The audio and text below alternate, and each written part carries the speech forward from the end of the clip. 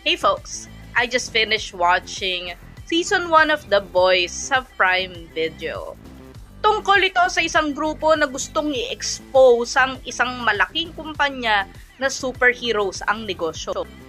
I rate Season 1 4.5 out of 5 star. At the center of the story is the Seven, an elite group of superheroes which everybody aspires to be part of. Sa Season 1, makikilala natin si Homelander, ang leader ng grupo who is so different from the great American hero he portrays.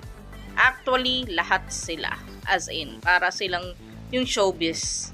As in, you know, marami sa kanila iba talaga yung ugali and pinakamasahol si Homelander. As in, grabe. There is also Yui who gets dragged into, you know, our protagonist group of misfits as he searches for justice para sa girlfriend niya na accidentally na-unalive ni A-Train, one of the Seven whose power is super speed. Tapos focus din dito si Starlight, a naive and religious girl who becomes part of the Seven at kung paano niya i-navigate yung buhay niya. Grabe yung gore dito.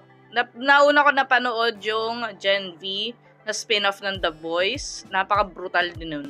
Ang lakas talaga ng presence ni Homelander. No wonder many people are actually making many memes of him.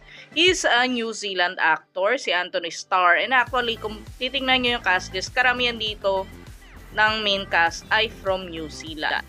So, si Homelander is such a psychopath, narcissist, and he does many hateful things. But he is also the strong point of the show. Karl Urban, who plays the leader of our boys named The Butcher, is very selfish. He's such a douchebag. So, hindi siya yung tipong honorable, no. Wala siyang ganun. Anti-hero din siya. We only see glimpses of Starlight's powers here na mukhang devastating. So, I hope mas showcase siya sa Season 2. Season 1 slowly but surely explores the ties between the Butcher and Homelander at pareho silang magkaka-epiphany towards the ending of Season 1. As well as yung relationship din between Yui and Starlight. So yun lang, balitaan ko kayo right now. I am actually episode 4 na sa Season 2. Meanwhile, yung next contents ko most probably will be about the MMFF 2023. 10 days na lang. And, you know, the parada bukas na.